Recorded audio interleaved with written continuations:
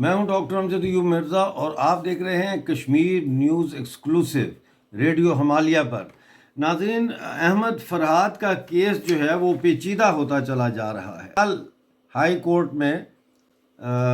اسلام آباد high court میں یہ پیشی ہوئی تھی، جس میں عدالت نے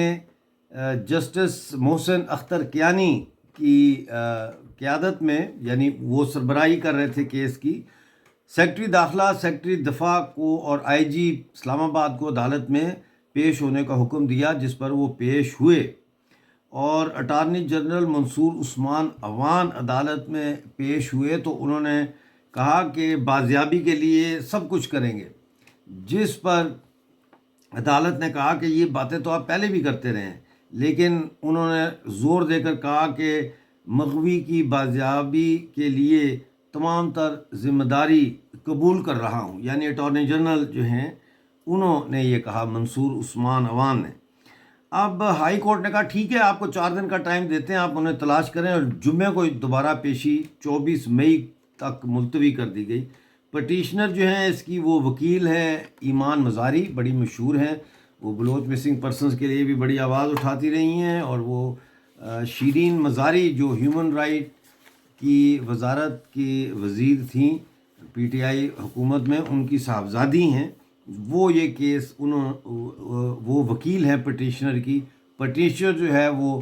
احمد فرحاد کی وائف ہیں۔ یہ ساری صورتحال چل رہی ہے اور لوگ بڑے پریشان ہیں، لوگ بہت پریشان ہیں، اس لیے کہ ہر گزرتے ہوئے دن کے ساتھ احمد فرحاد کی جو سیفٹی ہے اس کے اوپر بہت سارے سوال اٹھ رہے ہیں۔ حالات خراب ہیں ناظرین، ہم دعا کر رہے ہیں بین الاقوامی سطح پہ بھی، ذاتی طور پر بھی میں بہت پریشان ہوں